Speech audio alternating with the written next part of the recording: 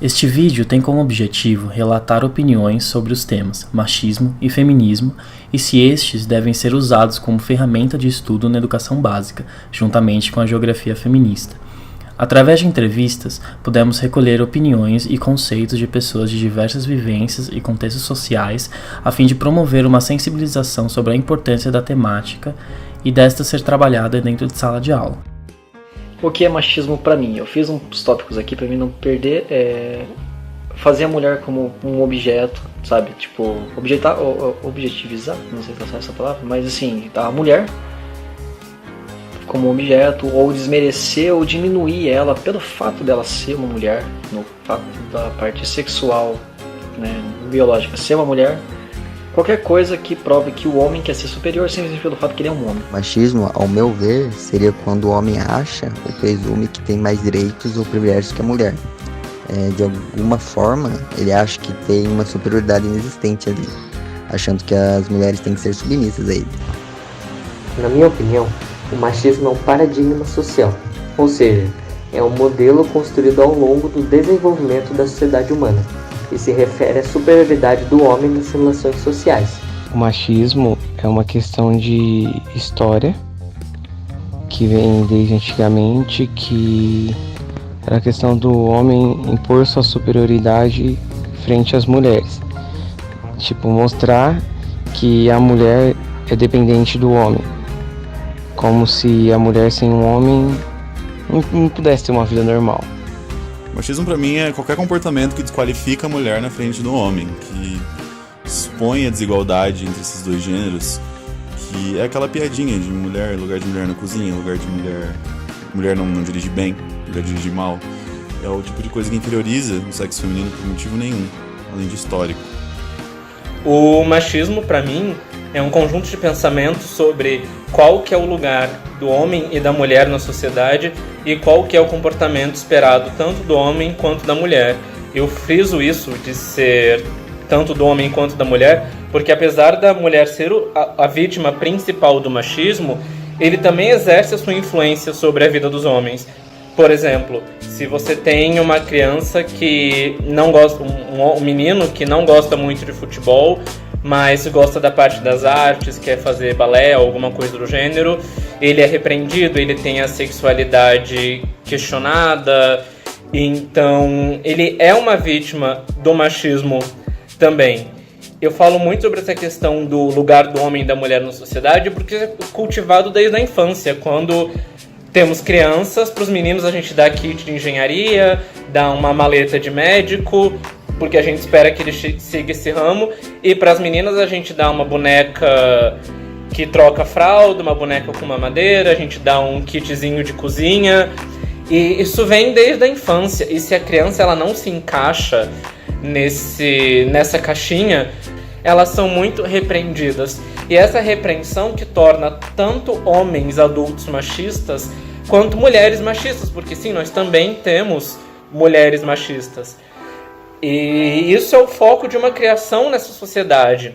Elas são vítimas. Nenhuma pessoa nasce machista. Você não tem um bebê machista. Você tem um bebê que ele vai ser inserido num contexto, numa sociedade. E dentro desse contexto ele vai absorvendo as informações e ele vai se tornar um adulto com um pensamento que é o resultado da soma de tudo aquilo que ele foi enfrentando durante a vida.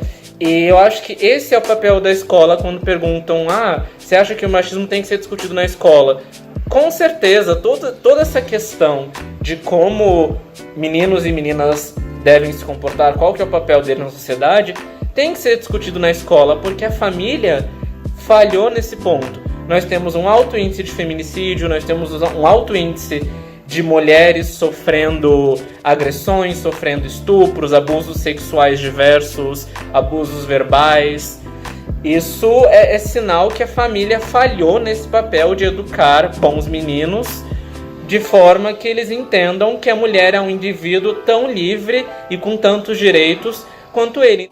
O que eu vejo de machismo, assim, algumas coisas eu nunca pensei muito no fato, mas sempre eu nunca tive que expor.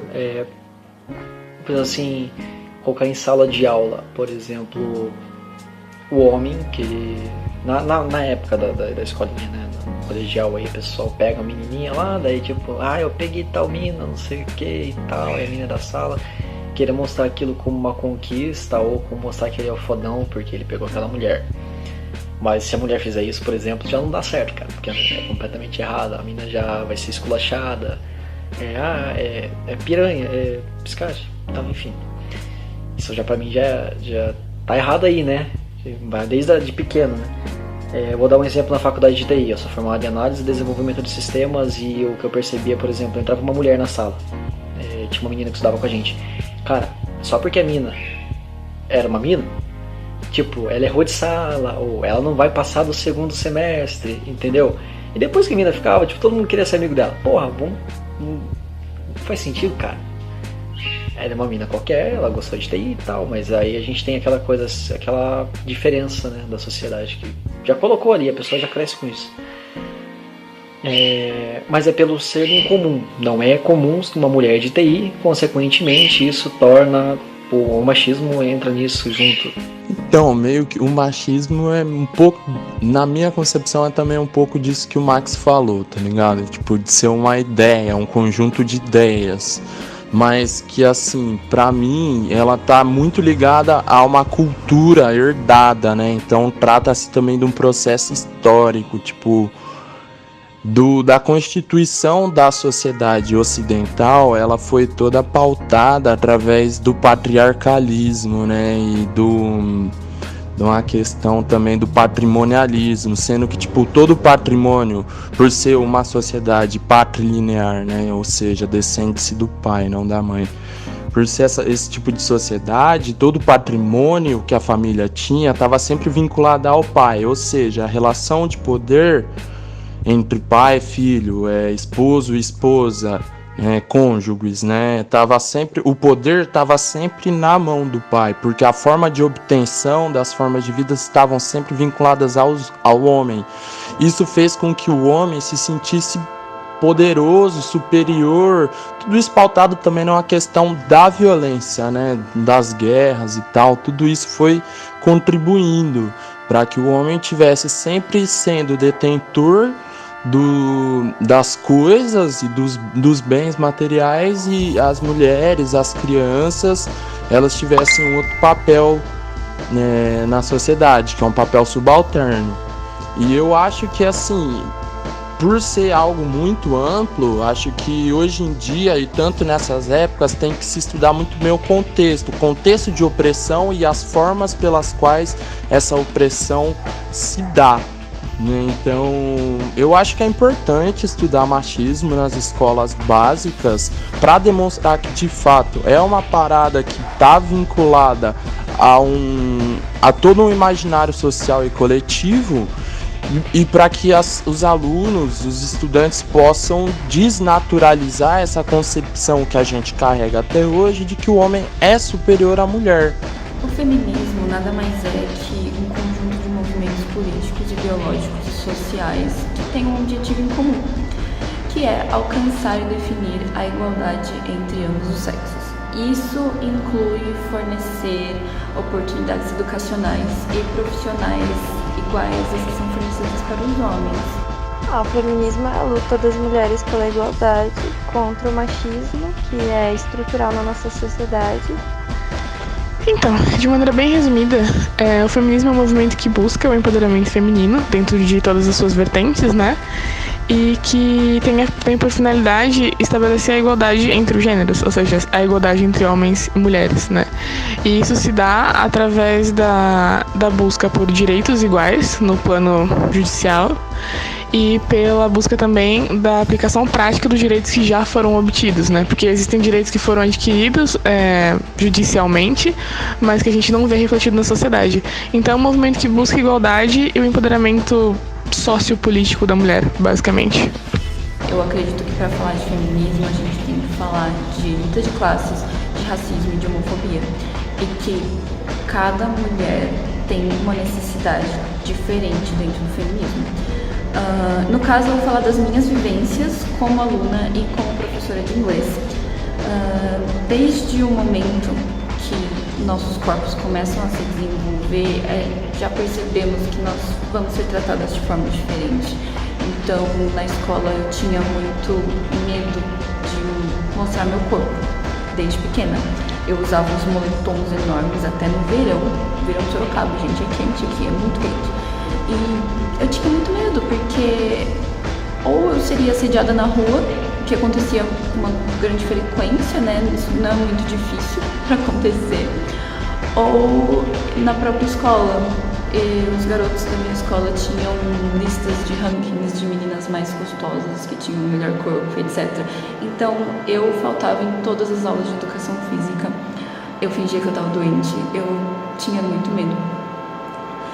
E você já consegue imaginar o que isso pode fazer para a autoestima de uma garota de 12 anos, que nem está entendendo o que está acontecendo ainda, passando por todas essas mudanças hormonais e psicológicas. É muito complicado.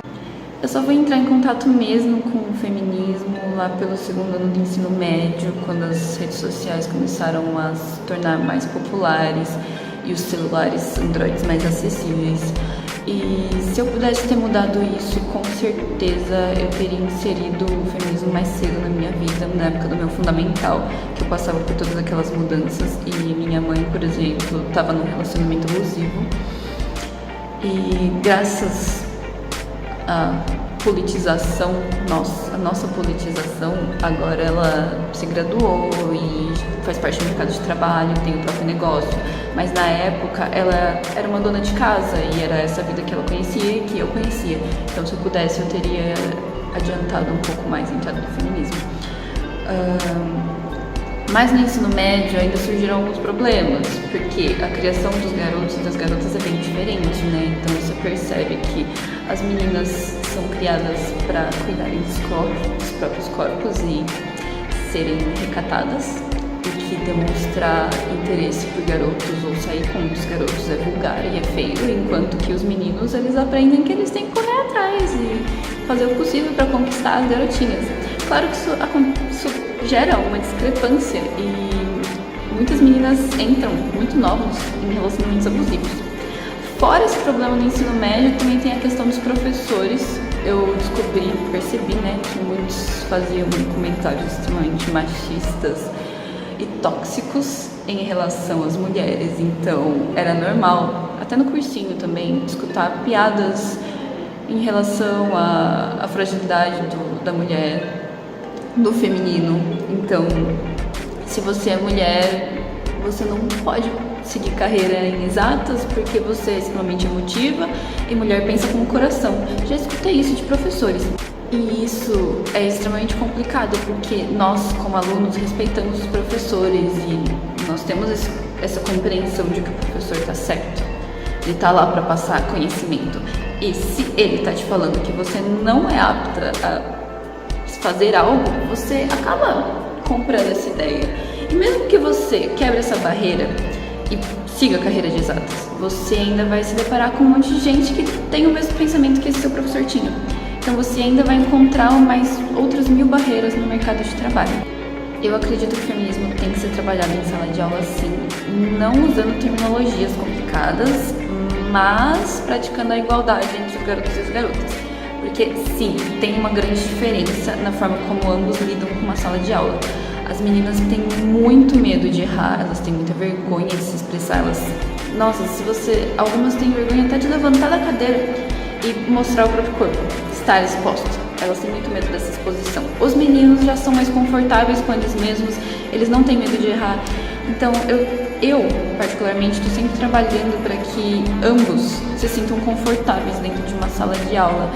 Então, para isso, você tem que, às vezes, dar um discurso de igualdade, você tem que mostrar para eles como se respeitar e você também tem que incentivar constantemente que ambos os lados participem das atividades. Também tem um outro lado do machismo, que são os garotos que têm medo de expressar o seu comportamento e sua real opinião. Tem muitos garotos que eles são bem quietos na deles e alguns eu percebo que é medo de julgamento, principalmente dos colegas garotos. Então, se você se comporta de forma diferente, você com certeza vai ser julgado e você vai ser motivo de zoação, de você vai ser caçoado. Então, muitos deles também têm esse lado, essa vergonha de expressão. Então, nós precisamos trabalhar para que os dois lados se sintam confortáveis para se expressar livremente, sem medo de julgamento do que os outros colegas vão pensar. E eu vou terminar esse vídeo recomendando uma leitura, que é o manifesto da... Me perdoe se eu estiver falando o nome dela errado, que é Chimamanda Ngozi Adichie. Ela é uma escritora nigeriana, se eu não estou enganada, e ela tem um livrinho chamado Para Educar Crianças Feministas? É isso?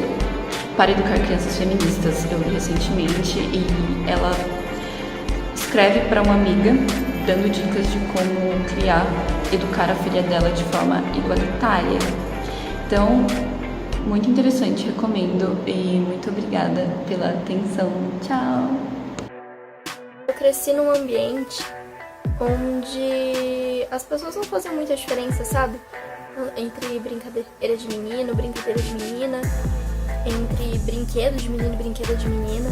Tanto que os meus avós, quando eles iam dar presente pros netos, quando a gente era criança, nós somos em 6 primos, eles davam o mesmo presente pra todo mundo, não importa se era boneca, carrinho de controle remoto ou videogame. A ideia de feminismo pra mim veio muito dessa época, e mesmo sem eu saber, que era muito implícito pra mim, que a ideia de feminismo é a ideia de igualdade, sabe? Entre você ter os mesmos direitos e ter o mesmo poder de escolha que todo mundo. Você também me perguntou o que eu achava sobre isso ser ensinado nas escolas, se eu achava que isso deveria ser ensinado nas escolas. E a minha opinião é que sim. Não exatamente sobre o feminismo, talvez, mas sobre algo abrangente que fala sobre a igualdade entre todos, que é o que o feminismo pede, a igualdade entre gêneros. Eu acho isso tão bonito. Você, pensar que não faz diferença se você é menino ou se você é menina. Todos temos o mesmo direito. Então eu acho isso muito válido, você ensinar na escola, principalmente pra uma criança, que ela tem o poder de escolha, que não importa qual vai ser a escolha dela, ela pode escolher. Em todas as matérias a gente estuda teorias de pessoas, de teóricos importantes, por exemplo, da matemática, da física, não sei o quê. Por que não colocar algumas teorias de mulheres? Ou mulheres que contribuíram para o avanço dessa disciplina, sabe? Em história, de repente, citar mulheres que foram importantes. A gente não estuda isso. A gente só vê homem o tempo todo. Isso também não só desvaloriza a mulher, como supervaloriza o homem. E não só interessante ter esse tipo de discussão na escola, mas é essencial, né? Porque como a gente tá falando de ideologia, como a gente tá falando de paradigma, você só quebra esses paradigmas através da educação. Então, se a gente quiser acabar com o machismo, se a gente quiser acabar com essa ideia de superioridade que foi plantada aí há um tempo, né? Tem que ser através da sala de aula, tem que ser através das discussões com os públicos de todas as idades. Então eu acho que é essencial. Inclusive me preocupa bastante que o governo atual queira tirar qualquer discussão relacionada a gênero do currículo escolar, porque ela é essencial para que a gente evolua como sociedade. Conceitualizando melhor o que é geografia feminista, ela sendo uma subdivisão da geografia, ela é uma temática que emerge na década de 1970 junto à segunda onda do movimento feminista. Ela busca trabalhar com relações de uma divisão sexual. Essa divisão que é uma distinção categórica entre homens e mulheres. Ela busca trabalhar também a influência sobre a imaginação geográfica, que é assegurada pelas instituições políticas sociais contemporâneas. Essa influência ela é dada pelas atribuições masculinas em relação às femininas. E ela é reforçada na sociedade moderna por instituições como família, sistema de educação, Estado e mercado, que normalizam a diferença entre os gêneros, assim, reforça essa distinção entre os dois gêneros. A geografia feminista é uma subdisciplina da geografia, mas que para ela há a necessidade de desconstruir as distinções categóricas entre homens e mulheres, tanto na formulação de conceitos científicos e teorias, como no próprio comportamento machista e misógino na sociedade. Busca, portanto, através das experiências vividas, quebrar com esses comportamentos misóginos que acaba afetando o raciocínio sobre a sociedade. Tendo esse viés de querer quebrar com o padrão que a ciência é realizada até então, a geografia feminista dá 3 pontos chaves para se trabalhar com gênero e realizar, portanto, uma pesquisa mais igualitária, mais englobadora, que não seja tendenciosa para um lado e que ignore outros agentes que são fundamentais para as dinâmicas do espaço. Assim, a gente pode ter, em primeiro lugar, a ligação de conceitos chaves. Assim, o espaço como construção social e lugar de um ponto importante destacar as diferenças de gênero.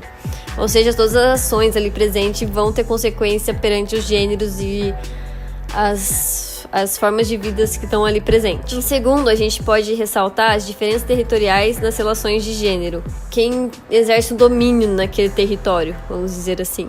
Em terceiro lugar, a gente pode buscar experiências diferenciais entre homens e mulheres em diferentes escalas, tanto no espaço cotidiano quanto globais.